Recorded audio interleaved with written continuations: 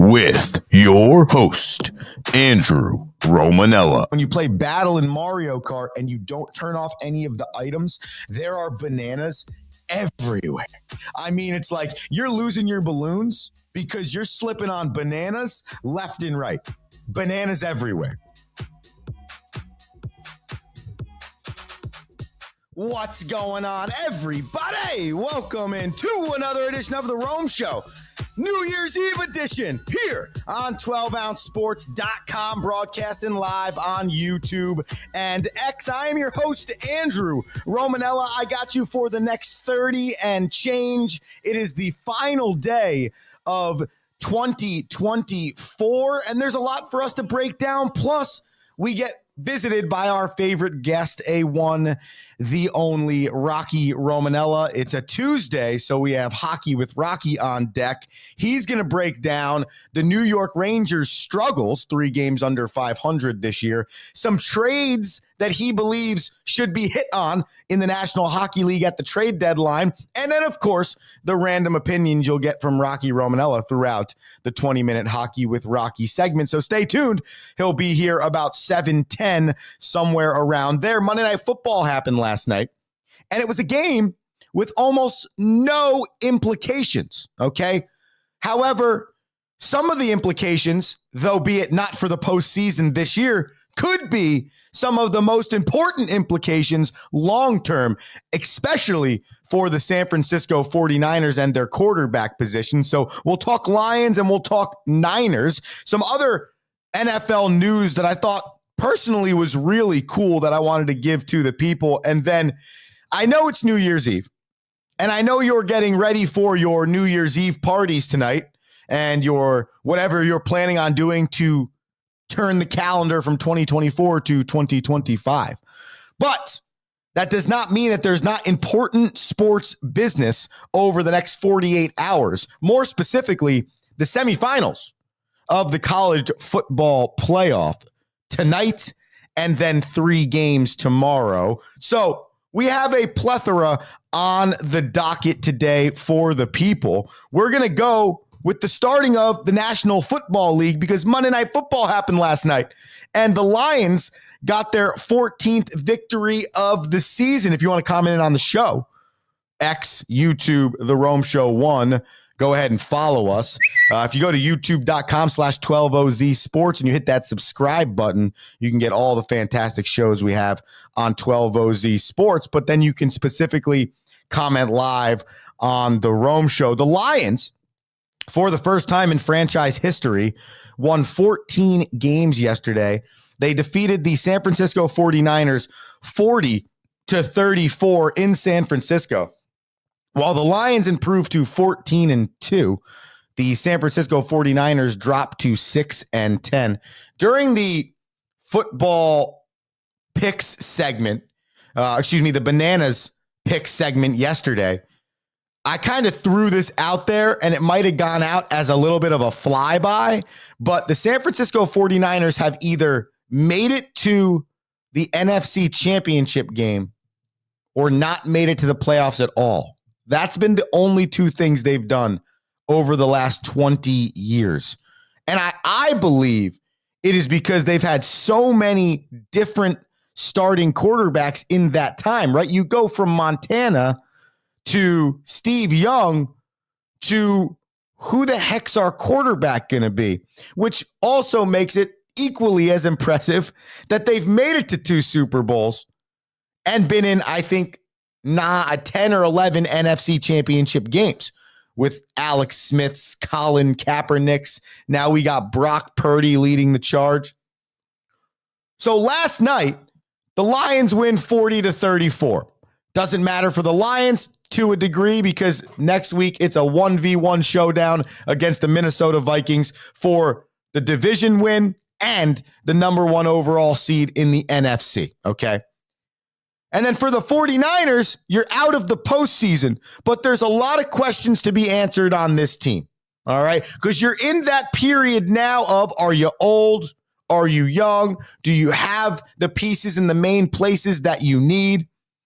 Is Brock Purdy the guy? Are we going to pay him when we have to pay guys like McCaffrey and we have to pay guys like Deebo Samuel, and now Jawan Jennings is coming on, and you saw Purcell last night, and you need multiple running backs on this team. I think Christian McCaffrey over the course of his career has proven he is not the most healthy running back in the National Football League. And then you went 3 or 4 running backs deep. You went 3 or 4 deep in a lot of positions. So a lot of questions to be answered by the San Francisco 49ers, starting with the quarterback position. And I think when you get franchises that are inconsistent with their play over the course of 2 decades, you look at the consistencies in the organization, the coach and the quarterback. And over the last 8 years, they've had the consistency with the coach and the GM, but they have not had the consistency with the quarterback. Like I said before, the Alex Smiths, the Colin Kaepernicks, the Jimmy Garoppolos, right? The one year where they started like 3 deeps worth of people, Trey Lance. So for the 49ers, so be it, more success than maybe a lot of franchises have had in the last 20 years, maybe a lot more success than most franchises could dream of, cannot, I believe, get over that hump of consistency in 1, playoffs every year, and then 2, winning a Super Bowl again. Because it's a different quarterback leading the charge every 2 to 3 years. Since your Montanas and since your Youngs. I mean, you had a Jeff Garcia thrown in there one time. Just so many combinations. And if you have the coach and the GM that you believe should stay for an extended period of time and can continue to do this, Shanahan's brought him to 2 Super Bowls anyways. 1, excuse me. Jim Harbaugh brought them to the last Super Bowl with Colin Kaepernick as his quarterback. You have to get the quarterback position right. And so Brock Purdy is really playing for who we got here. Because part of the draw for Brock Purdy the last 2 years has been the rookie contract. So now, what do you pay Brock Purdy? Do you pay Brock Purdy? Is he your answer?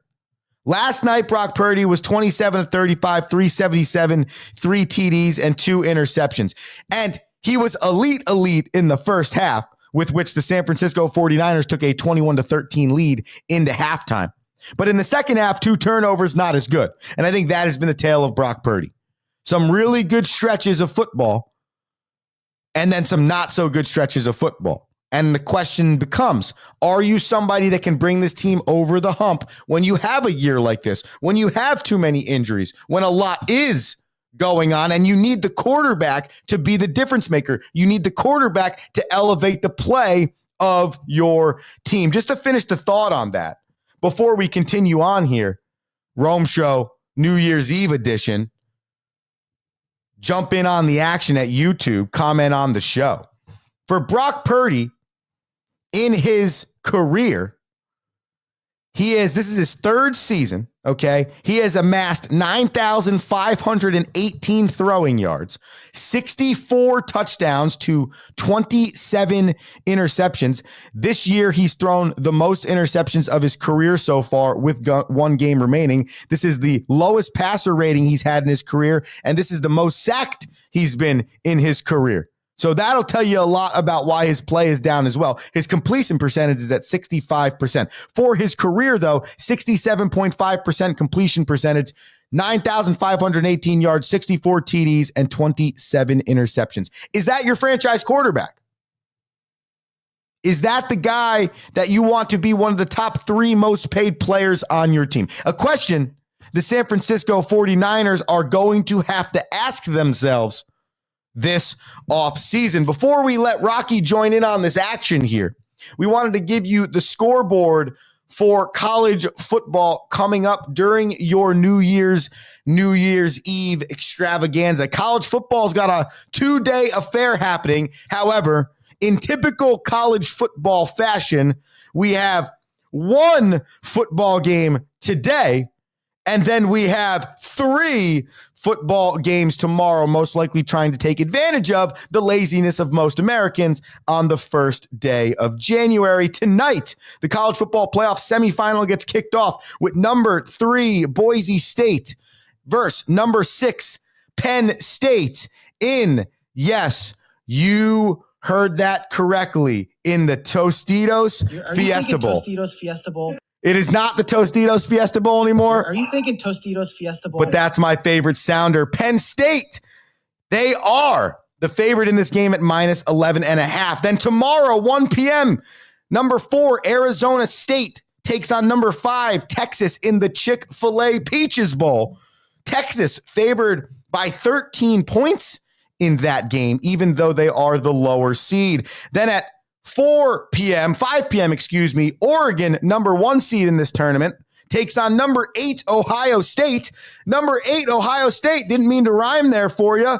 They're minus 2.5. They're favored in this game. Might have to get our guys on the Thursday night show, Beck and company, big Ohio State fans, to get on here and talk to us about this Rose Bowl game. And then finally, number 2, Georgia takes on number 7, Notre Dame in the Sugar Bowl. By the way, the Oregon OSU game's the Rose Bowl. The Sugar Bowl, 8:45 p.m. tomorrow night, the All-State Sugar Bowl. All those good hands.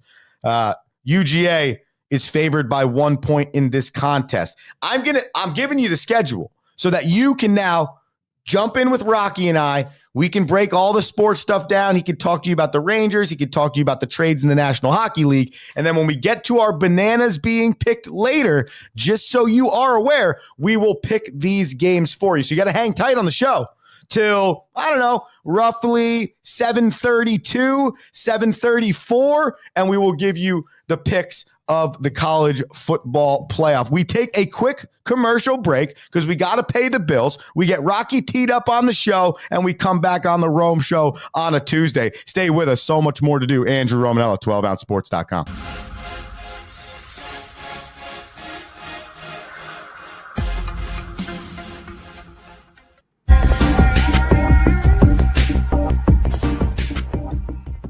Welcome to MyBookie. You're ready to create an account and start making money, and we're here to help. And remember, you can get a bonus of up to $1,000 on your first deposit. Now you're ready to bet. Just go to mybookie.ag, visit the sportsbook, click on your bet, and input the amount you want to risk or win in the bet slip. Yes, it's that easy. Just remember, at MyBookie, you play, you win, you get paid.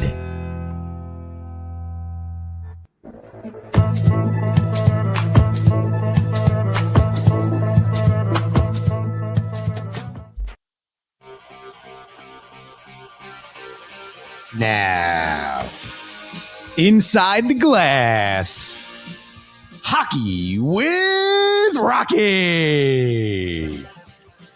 Good morning, everyone. I am frustrated General Manager Chris Drury. How we doing?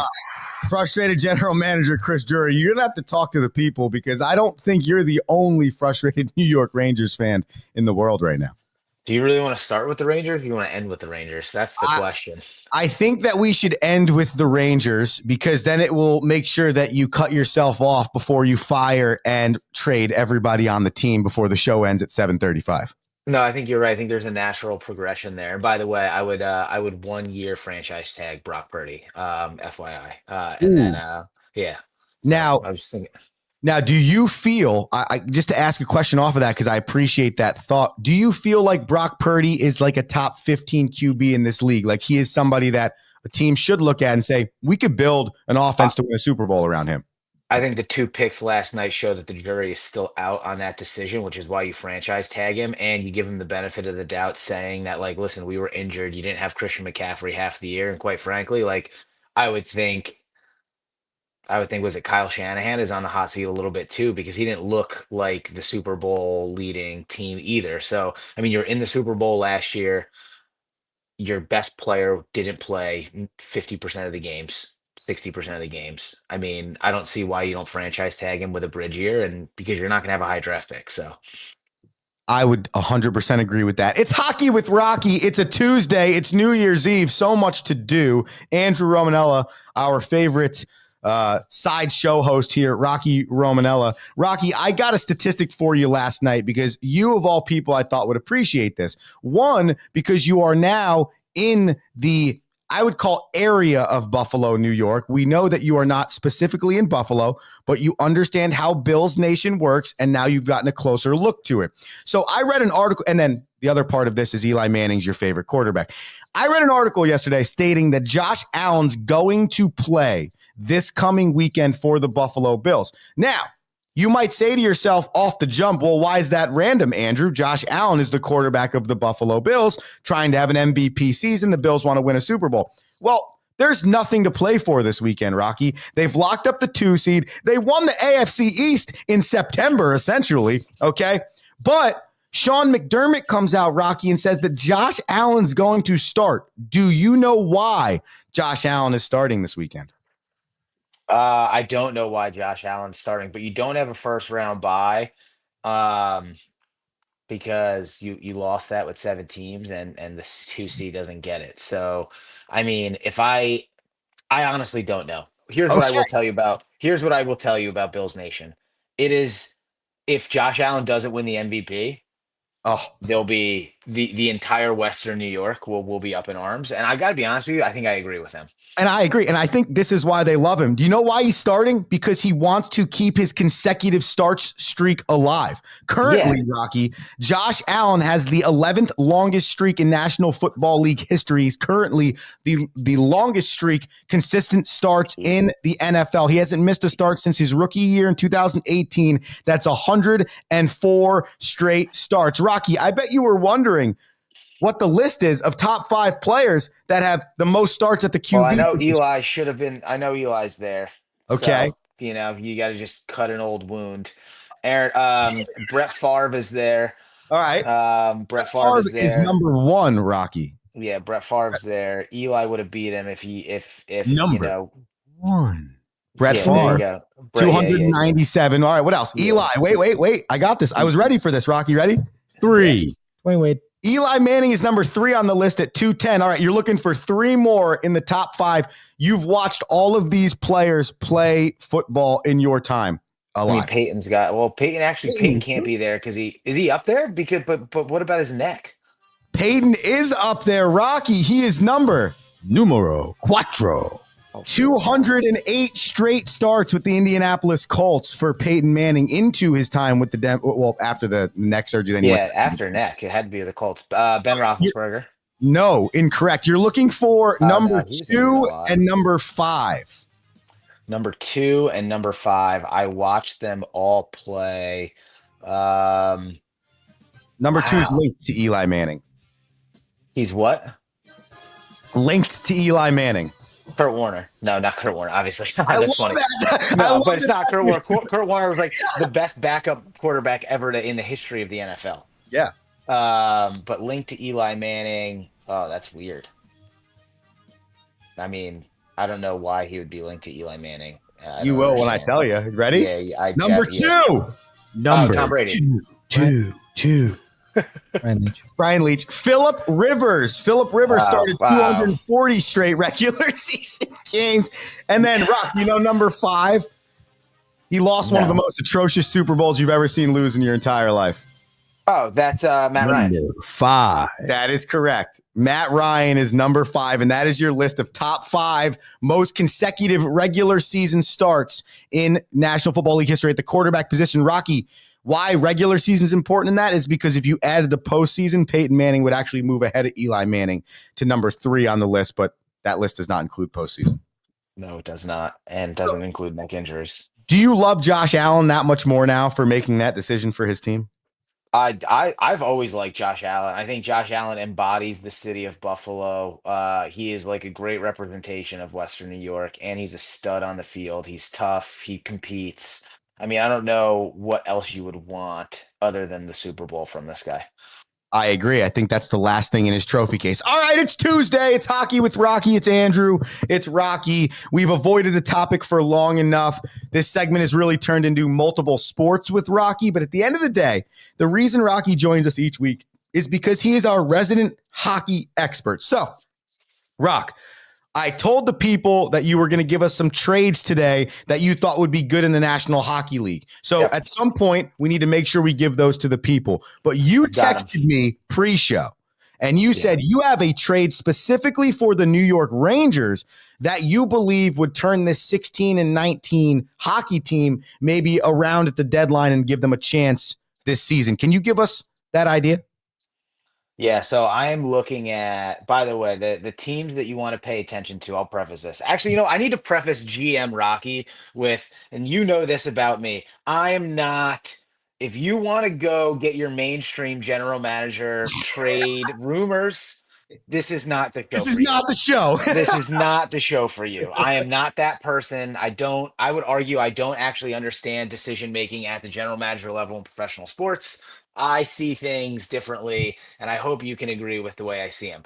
The teams you do want to pay attention to, there are two teams you will want to pay attention to at the trade deadline in the NHL. One is the Chicago Blackhawks. The second is the San Jose Sharks, in my opinion. Blackhawks are getting more play. I think they just have more to offer the market, but you have to start stacking these two teams behind Connor Bedard and Macklin Celebrini because these rebuilds need to happen. The players are really good. The Start there. Chicago Blackhawks are in the Winter Classic, correct? Chicago Blackhawks are in the Winter Classic. Taylor Hall, $6 million cap hit this year, UFA at the end of the year, playing left wing. I would argue that's a big trade piece for the Blackhawks. I would also be looking at a Ryan Donato, $2 million cap hit depth player. So maybe a team that's in just looking for depth at center in their third, fourth line, but $2 million cap hit UFA. Pat Maroon's interesting because he's got the cups. And he's a left winger at a 1.3 million. So I would be looking there. I don't think they'll move Nick Foligno only because he's the captain. But I would be looking at like those guys to be moved by the Blackhawks to start stacking, prospects around Bedard. At some point in time, right? It's like the Blackhawks have been in this 5 or 6 year rebuild. They have Bedard. You feel like there's excitement. Are you feeling like this is a year or a trade deadline where they can take that hump where you think you're going to see the Blackhawks that we saw for 10, 15 years of always being in the postseason and winning? I think you have to. They just fired their head coach mid-season, so he's had a year and about 20 games with Connor Bedard, and they didn't like the way it was going. So if the coach gets fired mid-season, that means the GM is now on the hot seat for the trade deadline and the post. So if they don't go make a splash and showcase that they've are turning a corner towards the end of the year, I would think that the GM's getting moved. All right. So And I like that GM. I like the GM. Well, and I was going to say, can you put your hat on for me in a different light? Okay, you're that GM. You feel like you've made some good decisions. I mean, you have a solidly talented roster. It's not like you have a roster that's atrocious, but sometimes when you don't hit on the head coach, it just makes the whole thing look terrible. So what is it? I mean, I know you just mentioned some moves he could make. Or is it one of those scenarios where he's that GM that gets you to the point where you need a new head coach and a new GM to make you a championship caliber team? No, I think you've got to do a little bit of. I think the GM right now just needs to go get a couple of players that are going to make Connor Bedard shine.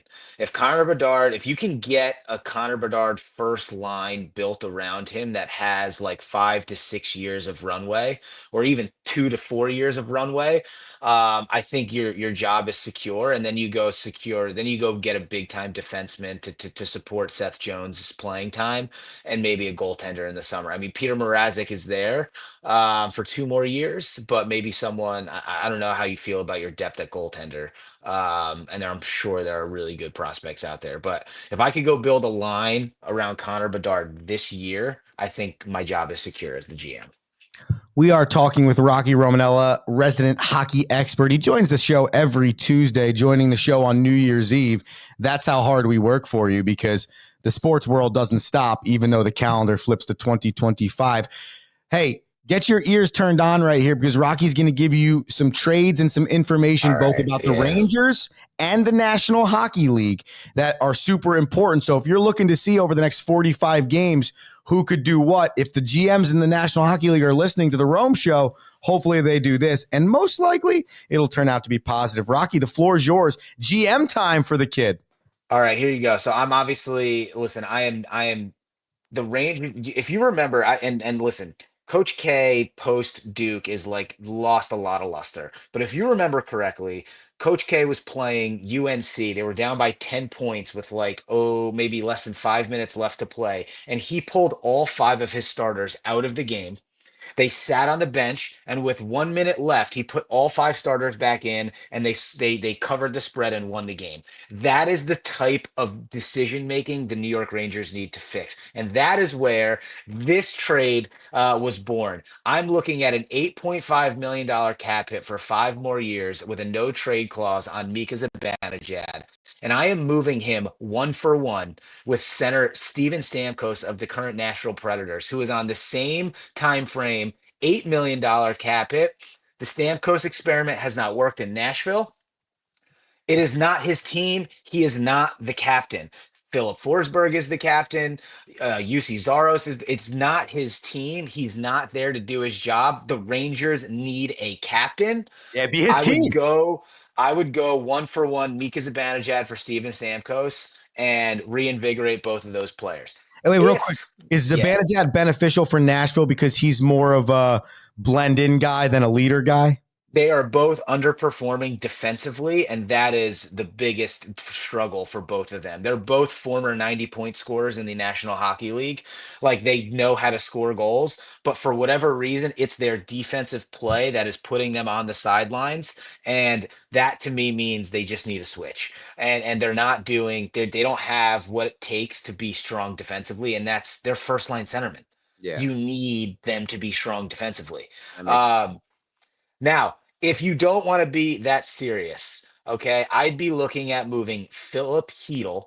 Now, people can say what you want about Hedl, but Hedl has 2 more years left in his deal. He's a UFA in 27-28, and he's signed for 4.4. Now, Hedl has a litany of injuries, and I would argue that the Rangers went on to win the President's Trophy without him last year. When he came back into the lineup in the playoffs is when they started losing games.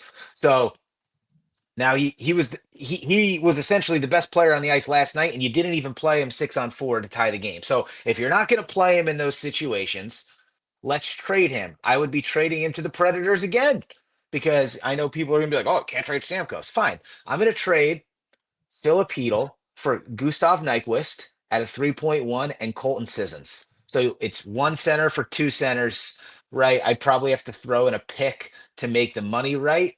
But that to me would make the Rangers' depth at center like really nice in like GM Rocky, what I'm hearing is outside of the moves that the Rangers can make, which seems like there's plenty. So it's not, if you're a Rangers fan out there, it's not all lost. Like if Drury gets creative here, you can manipulate this roster. But Rock, the other thing I'm hearing is Nashville has some things that they could do as well.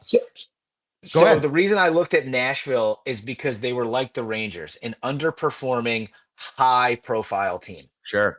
That makes so much sense. And that's the time. Now's the time because like you said, you have the guys that are talented on those rosters that those guys are trying to win. Those guys are not just trying to be a part of a rebuild. So you're trying to make quick moves for the next 45 games. Great point. So, all right. So, and now those are like my Rangers off the wall trades that I think should happen today. They should not wait for the deadline. Okay. Here are some players and some teams that you can pay attention to.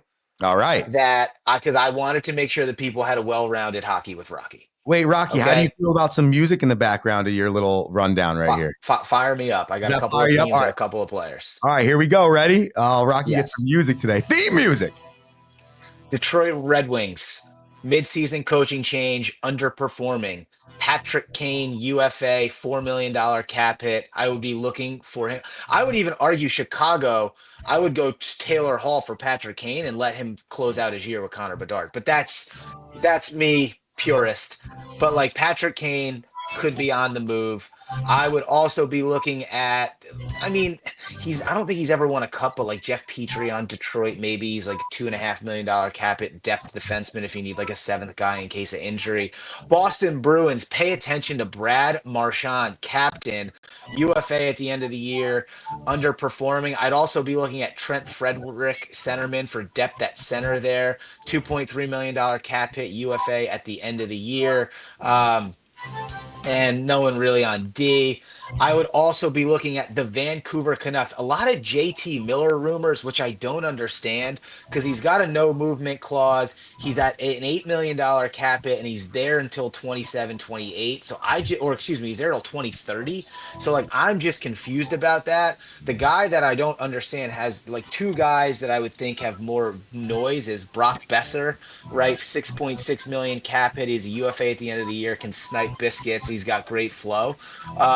Then I'd also be but like I don't know if you need to dismantle that team. So that'd be a big sale. You'd be getting someone big in return for a cup push there, out of Vancouver. But interesting. The other team you want to pay attention to, a lot of buzz around this guy. It's defenseman Ivan Provorov of the Columbus Blue Jackets. This is a player that I think will get moved. He's on everyone's big board. This is your mainstream UFA guy. He's a $4.7 million cap hit, so you've got room to play with. He's a UFA at the end of the year, so he can sign big, trade and sign, or a trade and play, and the guy's going to get paid if he helps the team go deep into the playoffs. That is a player that, for me, again, I would be moving Ryan Lindgren or Keandre Miller for if I'm the Rangers, but that is just me. And then I hit you with the Blackhawks, the San Jose, and the Preds already. But those are some players and some teams to pay attention to at the Woo! How'd that feel? It's not really my forte, but it felt good getting ready for it. I gotta be honest with you. I'm not gonna lie. That was your in our, I don't know, is this 5 years now you've been getting on the radio with me? That was probably the best trade segment in any sport you have cooked through right there. That was beautiful stuff. I've worked hard on it. Listen, I shout out. I don't know who these guys are, but Puckpedia, it's a great website. I got all this Oh, it's stats awesome. on like cap space and everything. Now I don't know picks. I don't know draft picks. I don't know what draft picks are worth because I have a completely different view on draft picks. But I was looking at players and their salaries who are UFAs and who can make splashes like four teams, like based on buying and selling mode. I mean, it makes so much sense. And I put some information underneath you I don't know if you noticed, I put what a UFA means because I realized sometimes I forget, like when we just go about those like little acronyms and you're like, what's an LF? What's an LW? Oh, it's a left winger. Oh, someone doesn't even know. I've got one special one for you Go ahead. that I don't think is going to happen, but John Tavares is a UFA at the end of the year. He has an $11 million cap hit right now. He is not worth $11 million going forward. He has lost his captaincy in Toronto. And if you want to retain Mitch Marner at a $10.9 million cap hit and re-sign him, I would be looking for someone to buy John Tavares for their Stanley Cup run because he doesn't have a cup yet, Mhm. right? So John Tavares is going to take a pay cut going into next year. Yeah. Does Toronto move him, retain 50% of the salary to get a piece that they think they need Yeah. for the cup, whether that be on defense or depth at winger? I don't know, but it's gonna be whatever it takes to get Mitch Marner to stay is I think what's gonna happen. Or they don't move either of those pieces and restructure his contract next year. But something to pay attention to that I don't think is going to happen. Definitely off the radar. No one else would think this, maybe. Let's give a round of applause for Rocky today. That was to close out 2024, Rocky. That was an elite Hockey with Rocky. Please give us your last thoughts on the show today. My last thoughts are have fun tonight. Winter Classic is a New Year's Eve tonight, but there are also like 30 teams playing. So it's going to be an incredible New Year's Eve with hockey. But Winter Classic back at Wrigley Field under the lights tonight. Check your screen. And if you thought that last year's Boston revamp was good, then this year's Wrigley Field revamp will be even better. I have the promo video on the screen for you so people can check out what it's going to look like. I'm not going to lie, it's fire. It just bothers me a lot that on New Year's Day, the Devils play the Kings just regularly in hockey by themselves. And on New Year's Eve, every team in the hockey league is playing. It's like the weirdest thing. I don't like that it's not the main event like it typically is. And and if it wasn't going to be, I would have liked them to do one of those, like they do like a full day hockey day where like they go through all the games. Like I'm surprised that's not happening. Yeah, I don't know. It's very interesting. It's very interesting some of the scheduling that goes on with some of these sports. But as former NHL Winter Classic attendees, Rocky and myself at Citi Field, some like 12 to 15 years ago, it feels like now. I got to tell you that singular day on New Year's was a sick experience. So I understand why it's evolved to where it is, but I do believe that individuality of that game on New Year's Day was something that the NHL should keep, I think, for the history of time. That's just my opinion. No doubt. And I don't know, and I don't think it has anything to do with competing with the college football playoff, because I don't think they've ever cared about that, because there's always football on New Year's Day. So like I really think it had to do with I just don't understand. It could have been a night game on New Year's Day. Yeah, I think they just overthought it, like, hey, maybe they just tried to do something too much, and you're looking at the schedule now like maybe we messed this thing up. Or they moved everything up because of the Four Nations tournament midseason. I don't know. Oh, you know what? That's a great point too, because this is also the first year they're dealing with this since in 8 years. So it's a whole new ball game for them. Kind of like the Olympics, but not, it's different. All right. I guess we'll see ratings wise, and we'll see if we return next week. Next year. Who knows? Ladies and gentlemen, we went over time today, but we don't care because we just knew that the people needed the information. Rocky, you have a fantastic New Year's Eve. Enjoy your celebration today, and we look forward to seeing you at the turn of the calendar year. See you next year. That is Hockey with Rocky, everybody. Give him another round of applause before he gets out of here. And, I told you we'd make some of these picks before the day comes to an end, so we're going to make some of those picks for you right now. All right, so we have college football playoff coming up. And so I thought, okay, we talked Winter Classic. There's only one singular hockey game on New Year's Day. So why don't I give you a charcuterie board of picks for the weekend? So we'll start with the aforementioned Winter Classic. It is the St. Louis Blues against the Chicago Blackhawks. The Blues come into this game at 17-17-4, 4-4-2 in their last 10. The Blackhawks, as Rocky mentioned, come in here needing to do something different. 11 games under 500. I'm just going to take the Blues on the puck line straight up here. I have the spreads. Neither team is good against the spread. The Blues are 17-21 against the spread, and the Blackhawks are even worse than their record. They're 12-25 against the spread. So with that, I went puck line straight up. Give me the Blues to beat the Blackhawks. On New Year's Day, the New Jersey Devils, they take on the Anaheim Ducks. The Ducks are not a good team. Okay, they're not very good, and the Devils against the spread are 24-15. That means essentially in every hockey game, the spread is -1.5. Essentially a goal and a half spread for majority of every hockey game. So I will take the Devils at that -1.5 against the Ducks. The last time these two teams met, the Devils won 6-2, and they're playing some really good hockey right now, though be it coming off of a loss, the Devils playing some really consistent puck. So those are my two NHL picks. And then to finish the show, we'll give you the college football playoff. First and foremost, here's how I think the semifinal is going to break down. I think Oregon is going to beat Ohio State. I think Boise State is going to squeak out a victory against Penn State. Sorry, Penn State contingent. I don't want to hurt your feelings there, but I just feel like that is what's going to happen. I believe Arizona State is going to beat Texas. I know, right? Texas is favored by 2 touchdowns. And I think Georgia is going to narrowly beat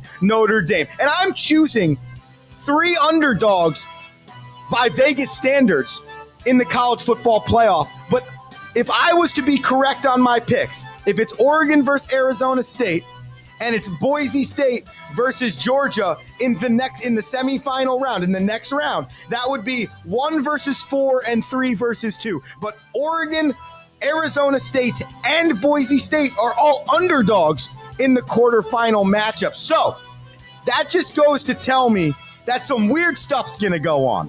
Okay? Maybe I'm not perfectly correct. I don't believe, every year I go into picking a tournament like this, I never believe it's going to be 1, 2, 3, 4 in the semifinals. And I was just doing my due diligence, and I'm picking these games, and I'm like, you know what? I could see Boise State beating Penn State. Do I think Penn State's a better football team? Yes, but do I think Boise State could do it? Yeah. They're one of the best college football teams over the last 20 years. Like, Boise State football is the Mike Tomlin of college football in terms of being over 500. It's just the facts. So I have a lot of belief in them. And over the history of time, Boise State has won against big schools in big bowl games. They have the best runner in the nation. Last time I checked, if you put Barry Sanders on any team ever, they probably have a chance to win the game. So I could see Boise State winning that. I don't trust Ohio State. I think it's wild that they're favored by almost a field goal against the best team in the nation, just because the best team in the nation hasn't won every game by like 15 points, just by like, I don't know, a field goal or a touchdown, i.e.